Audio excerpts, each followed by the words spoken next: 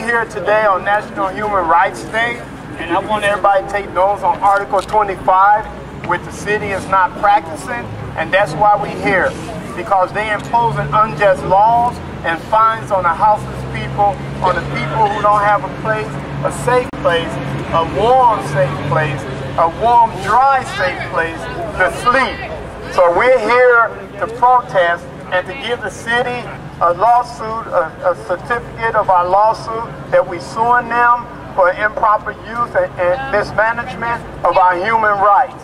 And that Right to Dream 2, which we call R2D2, which is on 4th and Northwest Burnside, we've been there for a year and 2 months now. And as of yesterday, 4 people just got housed. And in the year we've been there, 30 people got housed, 27 people found work without no help from the city, with the help of themselves and ourselves. We have no overdose. We have no police contact. We have nobody misbehaving. We all go in there and we're being productive. And then that, and saying that, a congregation from Eugene, Oregon, and Ashland, Oregon has asked us to help them build replica models of Right to Dream 2, and that let us know that it works. Yeah. Woo! So today I want to introduce the man who helped us. Without him, we wouldn't have been able to do it as efficiently as we have. His name is Michael Wright, and he wants to explain his involvement, the relationship to Right to Dream 2, and the understanding of houseless issues. I'm here this morning to support back Right to Dream 2. Up to your mic, to your mouth. There you go. Up here? Yeah. Okay. Yeah. I support them. I'm proud of them. They've done a lot of good. I'm also here with a little sense of anger that a group of individuals inside that building who have never experienced hunger or inclement weather other than by choice are calling this a recreational campground when the most recreation they get is trying to eat and stay out of the weather. I'm angry, I'm disappointed. And I support Right to Dream 2, and I'm very proud of them. That was a landowner, Mike Wright, who graciously let us sleep on his land, on his property, which the city is trying to find him also. And next, I want to introduce the guy who helped, and helping us the most of all is Mike Kramer from the Kramer and Associates, and he's a member of the National Lawyers Guild. I'm proud to be here as an attorney with the National Lawyers Guild, which is dedicated to the need for basic and progressive change in the structure of our political and economic system, to the end that human rights shall be regarded as more sacred than property interests. Yes. Now here, there's a synchrony between Right to Dream 2 and the landowners. So I am representing both the landlords and the tenants in a unified battle against an unresponsive. I am representing the tenants and the landlords together, who are unified against a responsive and unsympathetic city to the needs of the homeless. Before I filed this lawsuit today, we sat down with the city twice to address the city's health and safety concerns. They couldn't tell us they had any health and safety concerns. We asked the city to help relocate Right to Dream 2 to a site with access to social services and transportation. The answer is go look for yourself and let us know when you find a place. We asked the city to suspend the fines, to suspend the assessments while we negotiated in good faith. We didn't ask them to reverse them, we said suspend them while we sit down at the table. The answer was no. Finally, we have filed a lawsuit today. The city says,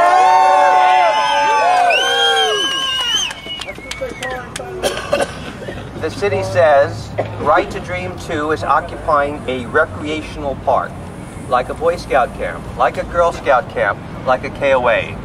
Right to Dream 2 is not a Boy Scout camp, is not a Girl Scout camp, is not a recreational camp. It's a temporary shelter for homeless people because the city cannot meet the needs of the homeless in our society. There is a solution. State law says that Right to Dream 2 can be designated as a transitional housing accommodation, just like Dignity Village. They have a place, they have a code, and that's what Right to Dream 2 wants. And that's what we're asking the city to do. In the meantime, we're asking the judge to say that this is not a recreational campground, that Right to Dream 2 has the right to stay there, that the fines and assessments should be reversed, and that we should sit down with the City of Portland at the table and negotiate their concerns. Yeah! And if the City of Portland does not want Right to Dream 2 occupying 4th and Burnside in a safe and sanitary and healthy way, responsive to the needs of the landowners, responsive to the needs of the community, then find us a place. Find us a place to go. A place that has access to transportation, a place that has access to social services. So we call upon the City of Portland to cancel the fines and assessments, to work with Right to Dream 2 to address any health and safety concerns that may exist, and if necessary, to find a new site for Right to Dream 2 so that people can live in dignity and in security. Thank you. And now I want to introduce Mark Eckerson. He's a dreamer. He's been there for about 5 months, and we'd like to hear what he has to say. Good morning, everyone. My name is Mark Eckerson, and I represent Right to Dream 2. I not only volunteer to help the houseless, and I reside at R2D2. My wife Jacqueline and I have been dreamers for 2 months and overnighters for 1.5 months before that. We arrived in Old Town 4 months ago with nothing left except for our love for one another. We discovered Right to Dream 2 in early August. Looking back now, I consider that R2D2 may have saved my life. I was in poor physical as well as mental health. And when Jackie and I arrived at 4th and Burnside in early August, being able to lay down and for the most part sleep on a daily basis has been the biggest step towards feeling normal that I have experienced at Right to Dream 2. Sleeping is a right. In a nutshell, R2D2 houses 80 people a day who are not sleeping in the streets or in doorways. That's 2,400 people a month and around 29,000 people in the last 14 months since R2D2 became established. All this with absolutely no help from the City of Portland. R2D2 survives all on private donations. We help house, clothe, sometimes feed the homeless, and the City of Portland has been fining R2D2 $1,200 a month for illegal campground. We are all here today to unite as one and stop the fines and squash the old ones. Pennies, nickels, dimes. Dan Salzman, squash the fine. Pennies, nickels, dimes. Dan Salzman, squash the fine. Pennies, nickels, dimes. Dan Salzman, squash the fine. Anyway, to me, Right to Dream 2 is my temporary home. It means hope, rest without harassment, or sleeping with one eye open. It has completely changed my wife, Jackie. She loves to volunteer and truly loves helping our homeless and houseless friends. Many positive changes have occurred for my wife and I at R2D2. We sleep much better at night. We're part of a group that takes care of houseless and homeless people while trying to maintain peace and order within Right to Dream 2 at the same time. That in itself has given us a sense of belonging, and in our own way, we've been given the opportunity to give back something positive of ourselves to the community. I sincerely want to thank everyone here today for joining together to help Right to Dream 2 at City Hall. Without everyone's help, support, it wouldn't be possible for a lot of people to stop in at R2D2 out of the cold and rain and rest undisturbed. I also want to thank Ibrahim Mubarak for his never-ending perseverance and hard work in making Right to Dream 2 a reality. And now, the moment you've been waiting for, the unspeakable, the unlovable, Ajamu Omi. All right! Ajamu, he's a member of the Black Working Group organization in local communities and resists foreclosures and evictions. How's everybody doing? Yeah! Everybody deserves a right to decent housing. Everybody does. Yeah. And it's a disgrace that these Nazi thugs would harass R2D2. It's a disgrace. And that's why we stand in complete solidarity, unity with each and every one of you out here today. And that's why when they tried to evict Darren and Patricia Williams and Johnson out there, and they pepper sprayed us, 2 weeks later we moved them back in. And the police had boarded the house up. Show you how dumb they are. They boarded the house up. Then we moved the people back in, and they tried to get in. They couldn't get in because they boarded the house back up. Show you how dumb they are. So We're not going to let anybody be out here and not do something about it. So we're organizing what we call a community agreement. We've got committees organized in every area of Portland. And what we're doing is we're going to go door to door. We're going to tell people we don't want any more evictions. We don't want any empty houses. We want to put people in every empty house in Portland. And we want to protect that right and make Portland a sanctuary city for housing justice. Everybody deserves a decent place to live. Every woman, every man, every child, every dog, every parakeet, everybody deserves a decent place to live. And we're going to make it happen. I want to introduce the person who keeps me going and feed me soup at night is Lisa Bain. This is a time where we need to gather our strength. This is a day of significant importance. This is a day where those of us who have experienced houselessness are standing up to our beloved city and demanding our human rights. Yeah. Woo! It is only fitting, being World Human Rights Day, that we have this lawsuit being filed. The UN declared we can expect to have certain human rights like adequate housing in Article 25. Yes. Our tax dollars bailed out Wall Street. Our banks turned around and foreclosed on our homes.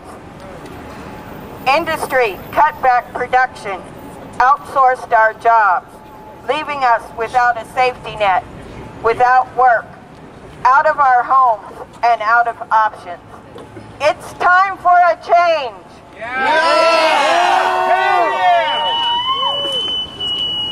Instead of finding ways to address the growing numbers of houseless in our cities, our government is finding more ways to harm and destroy people's lives, fining people by making it illegal to camp for survival, closing sidewalks and telling you where you may sit, shutting down towns at sunset and making it illegal to sleep in your car on public property or spending a night in the park.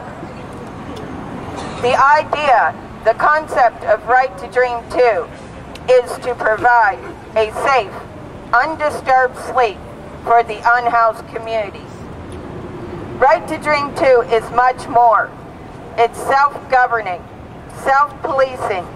It's a community-building support for those of us who have been left behind by our society, where self-esteem, empowerment, and growth return to the people, where feelings of being out there alone, unwanted, and discarded are not part of our community. Right to Dream 2 is always finding ways to build community, make alliances, connect on a grander scale, and to be able to be creative without government taxes or funding. This is why we need to be outraged by the city of Portland fining the houseless, a way of taxing for trying to cling to a place where they can call a building block to a better future. Portland, come together, get everyone involved in solidarity to fight for human rights, and communities like R2D2, having laid the groundwork for replication, for having created a base for people to re-enter the workforce, rebuild lives, strengthen the community, and skills in communication and participation, and we spark creativity and ingenuity. R2D2 is here to stay. This is the National Human Rights Day, and it's also give me a proud to introduce a person who kept me and my spirituality intact, even though it's different. But she talks to me all the time, and we shop and compare, and she's a human rights activist herself. This is Minister Kate Lloyd. There's 2 points I want to make today. One is, in the book of Proverbs, it says something very important, which is a people without a vision will perish. And I say, we have vision here, don't we? Yes, we do. The other point is, the times are changing. We can't use the old ways to fix the current problems, right? No. So RTD2 has shown us a new way. Now, they're not the first. We had one once before, and it's called Dignity Village. And we worked hard to find a good place where folks at Dignity Village could come in and have easy access to transportation and services, and they pushed us out. Neighborhoods pushed us out, so Dignity Village is way out by the airport now. And there's no other spaces. The shadows are full, the empty lots are full, and folks need access to human services and transportation. And I tell you, I now feel safe on the corner of Burnside and 6th. It's the only place in Portland that I feel safe as a woman at night. In fact, I feel safer there than I do walking in front of my own home. So, you people have a vision. You will not perish because you have vision. Let us keep R2D2 open, and shame on you, Dan Solzman, for looking for old answers for current problems. Shame on you. Shame on you! Shame on you! Shame on you! Shame on you! Shame on you! Shame on you! And I want to introduce Paige Sterling. She's an advocate for the GM Columbia's workers who've been misused and mistreated by General Motors, a corporation of this country. Big old Paige right there. I want to give you a big thanks. You are one of the groups here in town that has given out more solidarity bracelets for these General Motors workers who are injured on the job. And I think there's a reason for that. I think that you understand what they're going through. These workers have been out on the street for 497 days today, sleeping in a shelter that they built in front of the U.S. Embassy asking for justice. They were fired for injuries that they developed on the job. I know a number of you have injuries that you developed on the job. They're losing their houses. They don't have a way to feed their families. And there's another thing. Whether it's the city or the embassy, the powers that be don't want them there. They don't want you there. The solidarity between Right to Dream 2 and Azotrecol has been very strong. And I ask you today, if you can please put a post on General Motors' Facebook page in solidarity with these workers. They're on the 3rd week of their hunger strike. They're asking for justice from General Motors. They want General Motors to negotiate with them. Folks, just so that we have some real, honest-to-God facts that we can talk about, the U.S. Commerce Department tracks vacant housing, tracks total amount of housing in the country, and has done it for at least since 1980. So you can go on the website for the Commerce Department. Their statistics as of just about a year ago, and I don't know how much they've changed in the last year, but as of about a year ago, we had just under 19 million vacant apartments and houses in this country, and we have about 3.5 million homeless people. We have 5 vacant housing units for every homeless person in the country. That does not include vacant government buildings. That does not include vacant commercial and business buildings. That does not include vacant resorts and hotels and motels. That does not include all the vacant RVs that are parked all over the country. There is no shortage of housing in this country. There is a shortage of love for our brothers and sisters that needs housing. Also, I want to thank the Visual for being here. I think they've been here in front of City Hall as long as we have. And could Kendall Moses come and have a minute or two, a word to say about the Visual? Yeah, we started the Vigil a year ago, and it's still going. Sparse support, but the issue is torture in our front yards. It's going on via sleep deprivation, and the State Department acknowledges that sleep deprivation is one of their #1 means of torture. So there you go, and it's going on in our front yards. And we're not going to go away until at the very minimum, sleeping bags and tarps are made legal. Right now, you can't deploy a sleeping bag or a tarp in this city. All right, well, stick around here. Come spend the night. This place needs support. If you want to support the movement, you can down here sleep curbside. Bring a pallet if you got one. Yep, all right. Now we're going to go serve the city officials the lawsuit. And if anybody want to go in with them, to follow them as they serve the city officials the lawsuit, you can follow them. I said no, sir. Back out of the door. You do not touch him. We're in lockdown. We're in lockdown. Back out. Come on now. Hey. Hey. Out of the building. No man. Don't touch me.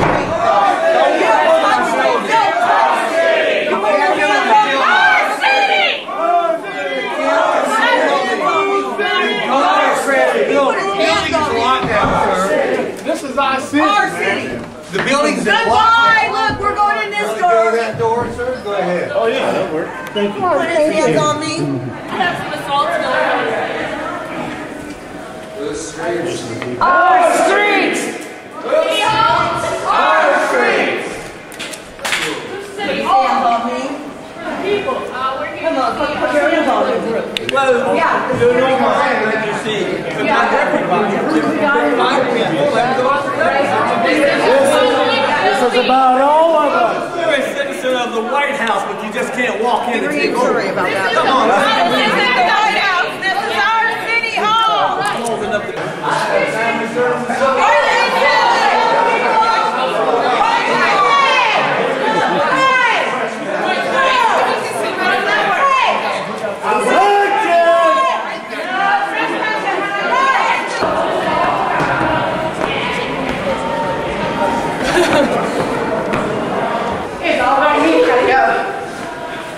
I'm sneaking right in front of you, okay?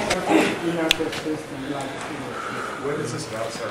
And I'm the one who talks to people. You know, I talk to people who come in, and you know. So talk to me. What have you got? The reasoning we are not going to give the paperwork to you, and we want to give it to the assistant, is because we've dropped paperwork off before, and it has not reached them. Oh, glad you're here. How are you, sir?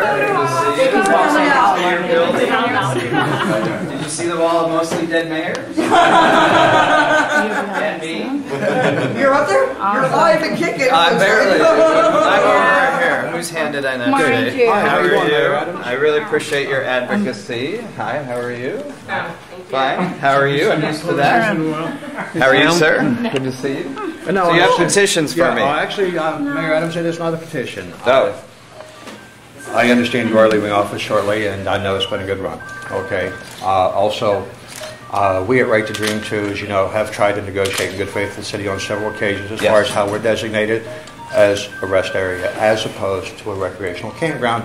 You know, there's nothing recreational about that, as well as I do to be reasonable about it. Okay. Nothing can be considered recreational. So unfortunately, we have come to the point where, as much as I love this great city of Portland that I call my home, okay, we have served paperwork to file suit against the city of Portland today to abate the fines, to classify Right to Dream 2 as it should be, okay, not as a recreational campground.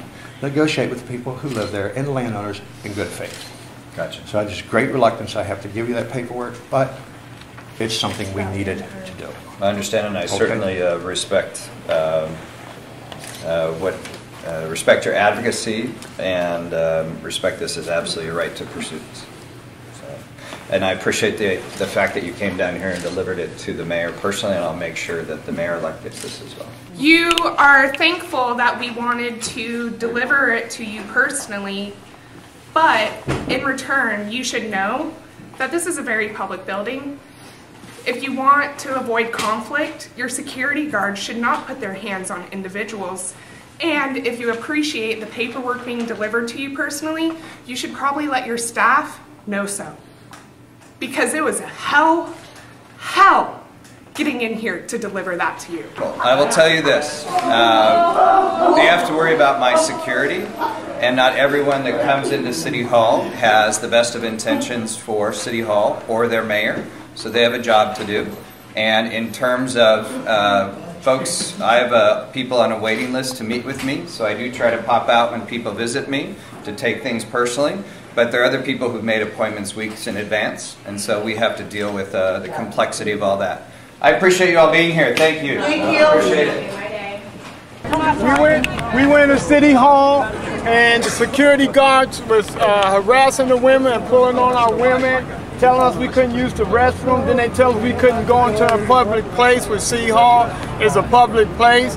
And so we had to use our knowledge that we always do and to evade security guards. And we went to the office and handed Mayor Sam Adams, Commissioner Nick Fish, and Dan Salzman a copy of the suit that we gave them. They said they would look at it, but Mayor Sam Adams said he's going to pass it on to the next mayor. Yeah, he's going to pass the buck. So we did that, we handed it to them, and I guess they closed the building down, and this is how they use their money, their power to separate differences and social status. If we had all been in suits and the business community, they wouldn't have closed the building down and we all would have been in there. But since we are homeless people, homeless advocate and homeless advocate, they locked the building down and told us we couldn't go.